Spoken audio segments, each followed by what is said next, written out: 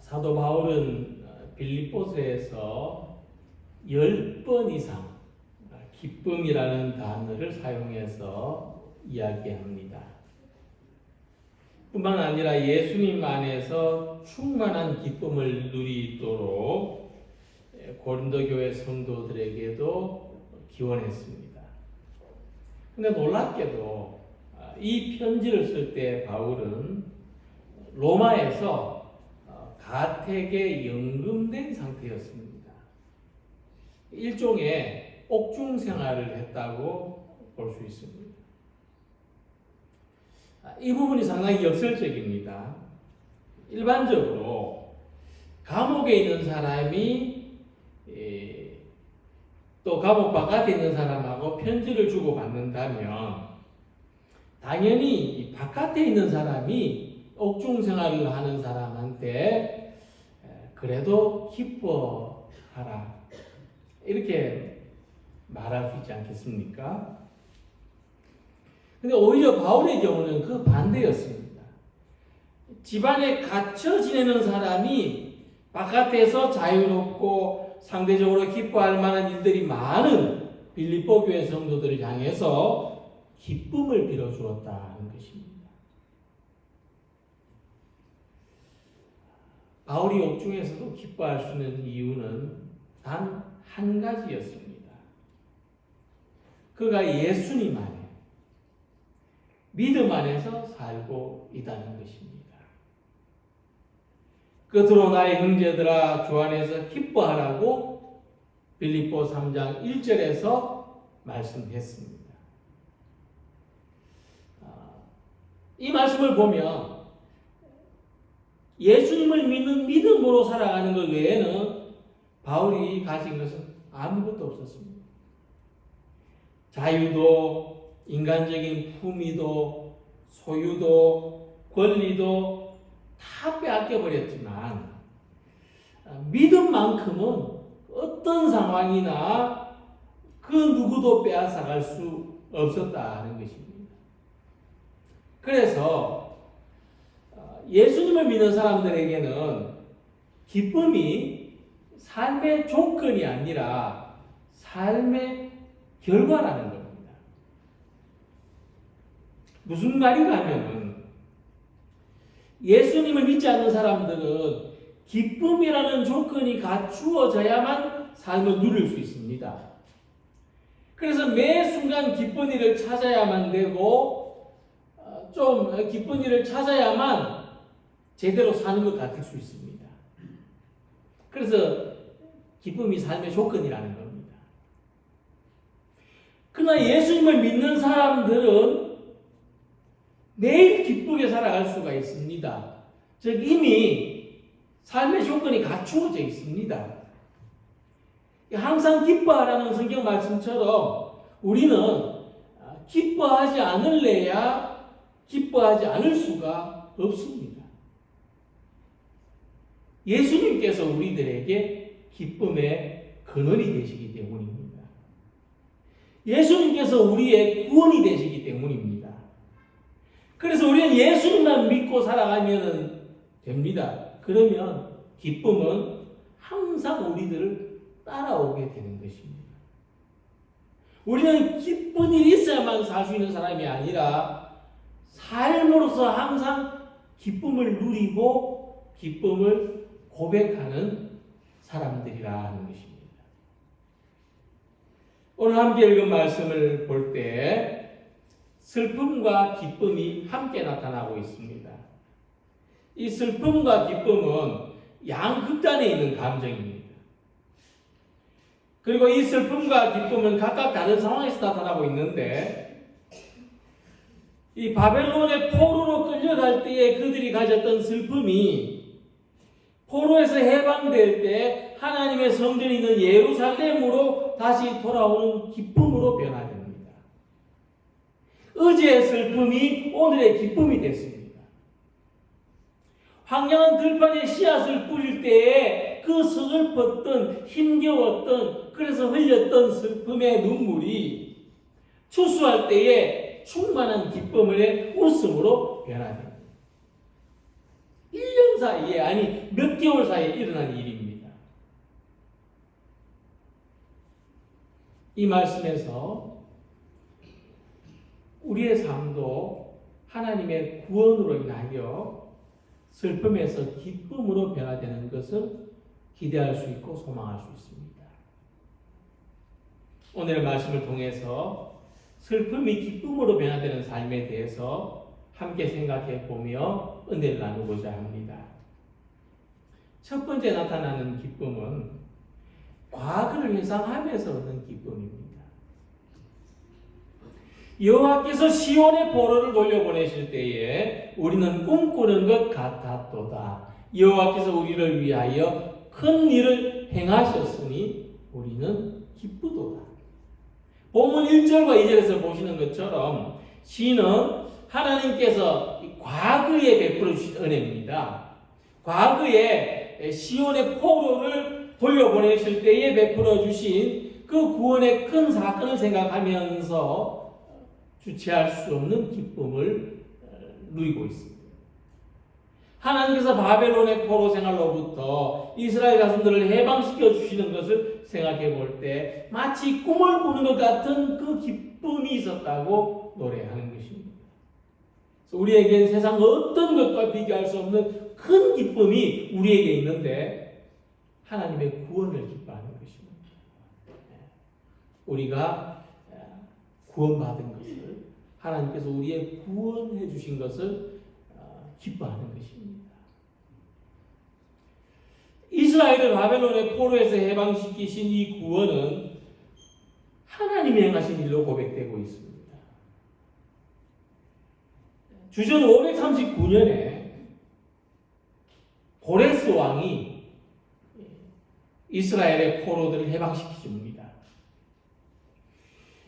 바벨론을 정복한 페르시아의 고레스 왕은 당시 바벨론 제국 내에 포로로 잡혀와 있던 이스라엘 백성들에게 고국으로 돌아가도 좋다는 칙령을 내렸습니다. 그 결과로 바벨론에서 포로 생활을 70년 동안이나 포로 생활을 했던 이스라엘 자손들은 세 차례에 걸쳐서 대대적인 귀국길에 오르게 됩니다. 바벨론 포로의 암울한 시기에 선지자들이 예언했었지만은 그 설마 하던 그 일이 예상치 못하던 때에 눈앞에 펼쳐졌습니다. 그들의 힘으로 해방을 쟁취한 것이 아닙니다. 고레스 왕이 해방시켜줬습니다. 그들은 이 믿어지지 않은 놀라운 사건을 하나님이 행하신 구원으로 밖에는 이해할 수 없었고 그렇게 받아들일 수밖에 없었습니다. 무슨 말이냐면 우리들의 기쁨에도 역사가 있다는 거예요. 우리의 기쁨에는 역사가 있습니다. 우리의 기쁨은 뭐 어떤 날은 슬펐다가 어떤 날은 기뻤다가 하는 단순한 감정의 변화가 아니라 역사적인 사건을 근거로 하는, 역사적인 경험을 근거로 하는 기쁨이라고 하는 것입니다. 이 기쁨은 사라지지 않는 기쁨입니다. 역사적인 사건과 경험을 근거로 하기 때문입니다. 이 바벨론 포로 해방의 기쁨이 역사적인 것처럼 우리에게는 예수님의 십자가 희생을 통한 구원의 기쁨이, 역사적인 기쁨이 우리에게 있는 것입니다. 사도 바울은 우리들이 예수님의 구원을 경험하기 전에 어떤 상태였는지 이렇게 말했습니다. 전에는 우리도 다 그 가운데서 우리 육체의 욕심을 따라 지내며 육체와 마음에 원하는 것을 하여 다른 이들과 같이 본질상 진노의 자녀였더니, 이것은 그 시대 사람들만 이야기하는 것이 아니라 우리 삶의 경험, 우리 삶의 역사를 이야기하는 겁니다. 이전에 우리는 우리 육체가 원하는 거예요. 마음이 원하는 대로 살아가는 사람이었습니다. 그 결과로 하나님의 진노와 심판을 피할 수 없는 운명이었다고 하는 것입니다. 그때는 몰랐죠. 그러나 예수님 이후에 일어난 극적인 변화가 있었습니다. 에베소 2장 8절에 말씀하기를 너희는 그 은혜에 의하여 믿음으로 말미암아 구원을 받았으니 이것은 너희에게서 난 것이 아니요 하나님의 선물이다. 우리는 하나님의 은혜에 의하여 믿음으로 구원을 받게 됐습니다. 우리의 구원은 하나님의 행하신 일이요 하나님의 선물이라는 말씀이죠. 이같이 우리들에게는 예수님의 그 십자가 희생, 이 역사적인 사건으로 이루어진 구원의 경험이 있습니다. 우리 삶에 이 역사적인 전환점이 있습니다. 내 삶에 주전과 주부가 있습니다. 하나님이 행하신 구원의 큰 사건을 기억하는 기쁨이 있는 것입니다. 어떤 부부는 예수님 믿은 날을 생일로 정해서 기념한다는 이야기를 들은 적이 있습니다. 이와 같이 우리가 예수님 믿고 구원받은 것은 감정이 아닙니다. 내 삶의 역사적인 점입니다. 아주 한 획을 긋는 사건입니다. 우리의 기쁨은 여기에 근거합니다. 우리 현재의 삶의 기쁨이 없을 때 과거의 기쁨을 떠올립니다. 지금 마음껏 활동하기 어려운 분들은 건강하게 살았던 예전의 모습을 기억하는 기쁨을 가질 수 있을 것입니다. 지금 경제적인 어려움에 부대끼는 삶을 살고 있는 사람들은 과거에 넉넉했던 삶을 기억하는 기쁨을 가질 것입니다. 또 지금 이 자리가 많이 비어있지만 과거에 많은 사람들이 모여서 예배하는 때를 기억하는 기쁨을 가질 수 있을 것입니다. 그래서 과거의 기쁨은 어떤 성격이냐 하면 지금의 상실감을 보충하는 것입니다.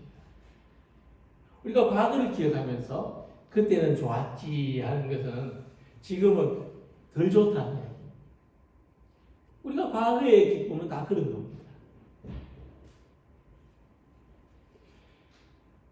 그러나 구원의 기쁨은 그렇지 않습니다.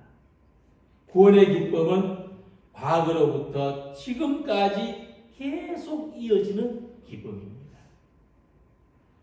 그래서 오직 구원의 기쁨만이 과거와 현재를 하나로 묶어줄 수 있습니다. 내 삶에 과거와 현재가 따로 있는 것이 아니라 만세 전부터 나를 선택하신 하나님이 나를 부르시고 나를 의롭다 하시고 내게 복을 주시는 이 역사적인 삶이 기쁨으로 충만하게 완성되는 것입니다. 그러므로 지금 이 기쁨을 누리는 우리 성도님들이 되시기를 바랍니다.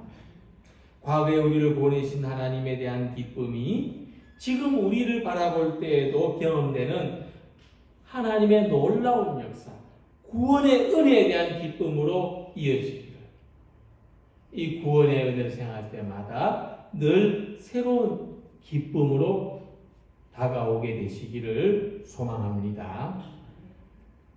두 번째 기쁨은 미래에 대한 기대에서 오는 기쁨입니다.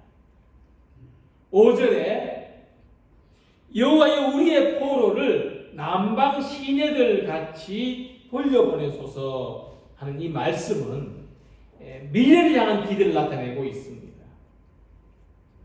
이 남방 시내는 히브리어로 네겝이라고 하는데 이 팔레스타인 남쪽 끝에 있는 사막지대를 네겝이라고 부릅니다. 이 네겝은 평소에 물이 없습니다. 평소에 시내도 흐르지 않는 메마르고 거친 땅입니다. 그런데 우기에 비가 내리면 이 마른 시내에 물이 흘러 넘쳐서 가득해집니다. 마른 땅에 시내가 흐르는 것, 상상도 할 수 없었던 일이 하나님을 경외하는 백성들에게 일어나기를 염원하는 것입니다. 남방 시내에 물이 돌아오면 온 땅에 풀들이 자라 생명력을 가지게 됩니다. 농사를 지을 수가 있어요. 지금은 메마르고 갈라져 있지만은 우리가 간절히 기대하고 애타게 바라보던 것이 풍성하게 이루어질 그때를 기대하는 기쁨이 있습니다. 이 세상에는 좋은 소식, 기쁨의 소식보다도 불안의 소식, 절망의 소식, 불확실의 소식이 밀려 들어옵니다. 언론은 항상 이 불안과 두려움을 조장하는 성격이 있습니다. 이런 소식을 자주 접하다 보면 우리의 미래도 불안해지고 어두워집니다. 그러나 우리가 하나님께서 이루어 주실 놀라운 일, 크고 놀라운 일에 대한 기대를 가집니다. 네겝의 마른 땅에 차고 넘치는 시내와 같이 이 불모의 시절이 하나님의 은혜로 충만하게 채워지는 그 때를 기대하면서 살아가시기 바랍니다. 우리의 메마른 영혼에 감당할 수 없는 은혜의 거센 물결이 넘쳐 흐르기를 소망하시기 바랍니다. 빈들의 마른 풀같이 시들은 나의 영혼, 주님이 약속한 성령 간절히 기다리네. 가물어 메마른 땅에 단비를 내리시듯 성령의 단비를 부어 새 생명 주옵소서. 반가운 빗소리 들려 산천이 춤을 추네. 봄비로 내리는 성령 내게도 주옵소서. 가물어 메마른 땅에 단비를 내리시듯 성령의 단비를 부어 새 생명 주옵소서. 절 따라 우로를 내려 조목이 무성하니 갈급한 내 심령 위에 성령을 부소서. 가물어 메마른 땅에 단비를 내리시듯 성령의 단비를 부어 새 생명 주옵소서. 참되신 사랑의 언약 어길 수 있사오랴. 오늘의 흡족한 은혜 주실 줄 믿습니다. 가물어 메마른 땅에 단비를 내리시듯 성령의 단비를 부어 새 생명 주옵소서. 가물어 메마른 땅에 단비를 내리시듯 성령의 단비를 부어 새 생명 주옵소서. 할렐루야. 지금 우리 영혼이 빈들의 마른 풀같이 시들어 있을지라 스치면 바스락바스락 소리가 나는 낙엽과 같이 메말라 있을지라 남방 시내와 같이 갈라지고 벌어져 있을지라 은혜의 물질이 들어와서 새로운 생명이 주어지기를 소망합시다. 우리들도 오랫동안 눈에 보이지 않게 얽매이고 족쇄로 채우는 것에 붙들려서 영적인 포로로 지내왔습니다. 마치 한겨울에 얼어붙은 대기처럼 우리는 옴싹달싹 못하고 숨죽이며 지내왔습니다. 그러나 이 불안과 염려에 매인 삶을 청산할 때가 됐습니다. 언 땅에서 맺은 빗물이 남방 시내처럼 넘쳐 흐르는 그 날이 다가오기를 소망하고 있습니다. 우리가 기대하는 것을, 우리가 소망하는 것을 남방 시내들 같이 돌려보내소서. 은혜의 밀물을 맞이하게 하옵소서. 구원의 큰 일을 행하시고 지금까지 함께 하신 것처럼 앞으로도 함께 하옵소서. 우리의 미래가 하나님의 구원으로, 하나님의 완전한 은혜로 채워지는 이 기쁨의 삶을 살아가는 성도들이 되시기를 바랍니다. 과거의 구원을 기억하면 기쁨이 절로 납니다. 없었던 기쁨이 아닙니다. 원래부터 있었던 기쁨이 다시 되찾아진 겁니다. 또 가까운 미래에는 더 큰 은혜가 기대됩니다. 그래서 무엇을 할 수 있는지 아십니까? 지금 눈물을 흘리면서도 씨앗을 뿌릴 수 있습니다. 과거의 기쁨을 되찾아내고 미래의 기쁨을 기대하며 지금 슬픔 가운데서도 씨앗을 뿌릴 수 있습니다. 울며 씨를 뿌리러 나가는 자는 반드시 기쁨으로 그 곡식단을 가지고 돌아오리로다. 시인도 지금은 슬픔의 눈물을 흘린다고 했습니다. 지금은 견디기 힘든 고통을 겪고 있습니다. 지금은 아픕니다. 그러나 우리는 슬픔 가운데서도, 아픔 가운데서도 기쁨을 찾고 우리의 과거를 기억하고 우리의 미래를 기대하면 기쁨을 기대할 수가 있기 때문입니다.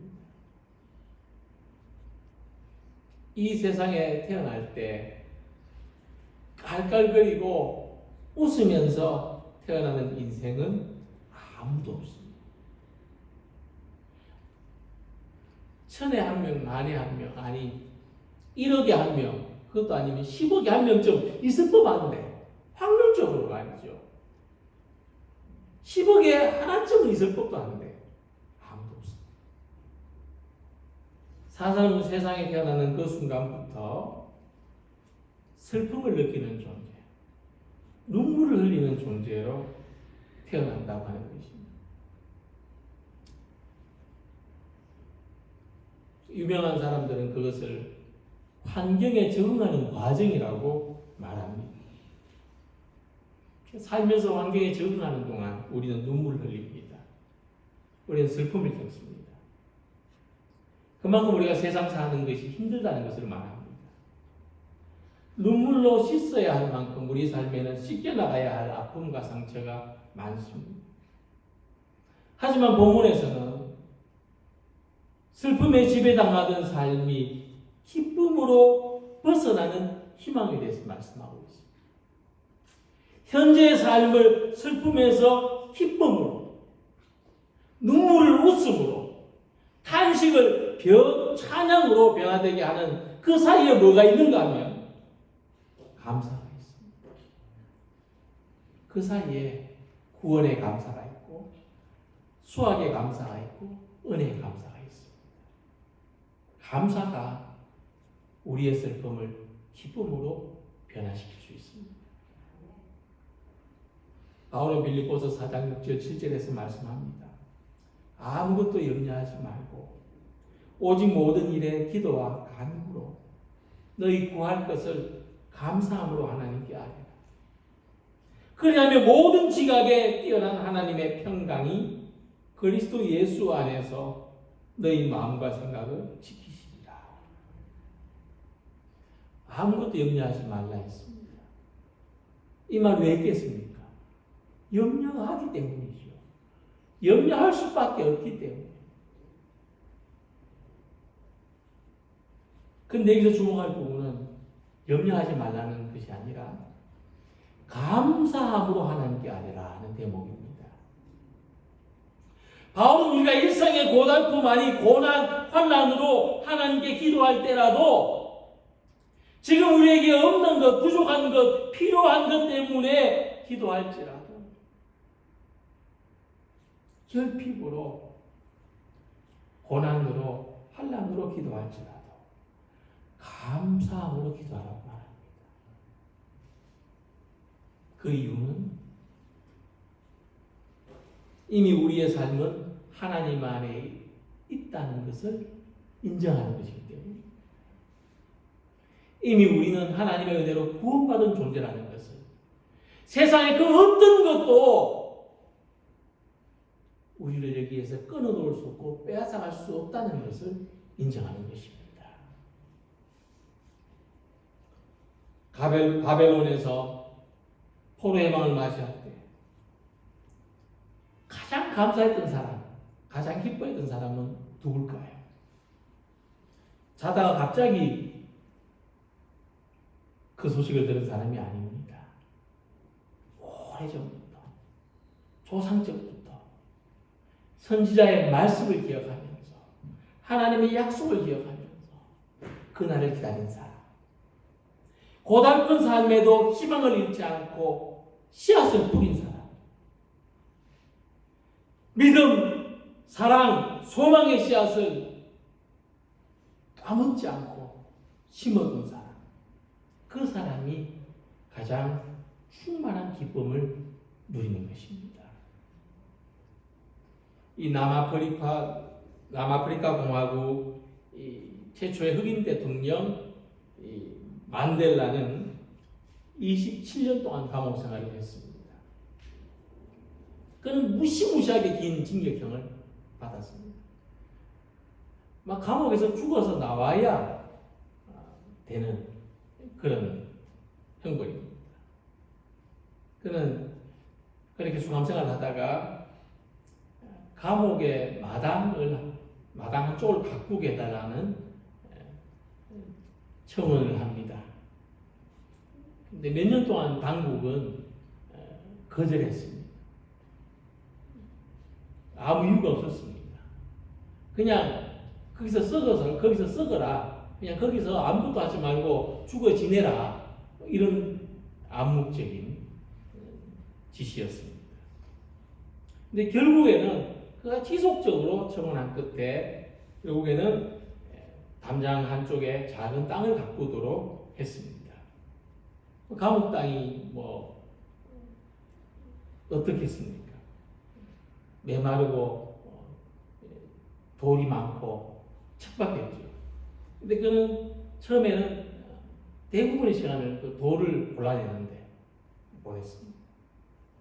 그리고는 이제 그런 땅에 또 잘 자랄 수 있는 식물을 고추나 양파 이런 것을 심었다고 합니다. 근데 땅이 점점 이제 기름져 가면서 채소, 그리고 열매 맺는 식물도 또 심고 가꾸었습니다. 그는 절망의 담장 안에서도 희망의 씨앗을 심고 가꾸었습니다. 근데 그 일을 하면서 그냥 시간을 보내기 위해서 그런 일을 한 게 아니고 그 일을 하면서 자기 안에 있는 분노나 원망과 증오를 기쁨과 감사로 변화시킬 수 있었다고 합니다. 절망 속에서도 희망의 씨앗을 심고 가꿀 때 거기에서 열매를 기대하는 일에는 기쁨이 있습니다. 감사가 있습니다. 사도 바울은 다시 말합니다. 주 안에서 항상 기뻐하라. 내가 다시 말하노니 기뻐하라. 이 기쁨은 바울의 명령이지만 그러나 더 근원적으로 이 기쁨은 하나님의 선물이고 이 기쁨은 우리의 권리입니다. 우리 하나님 앞에 기쁨의 삶을 요구할 권리가 있습니다. 우리는 하나님의 사랑하는 자녀들입니다. 이 기쁨은 하나님이 주시는 구원의 결과이고 예수님의 십자가 사건에 기초를 둔 역사적인 기쁨입니다. 이 기쁨은 감사하는 삶의 열매입니다. 오늘 슬픔의 땅에서도 기쁨의 열매를 거두기 위해서 기도로, 말씀으로, 찬양으로 복음이 주는 위로와 소망의 씨앗을 심는 기쁨의 삶으로 살아가는 우리 모두가 되시기를 주님의 이름으로 기원합니다. 기도드리겠습니다.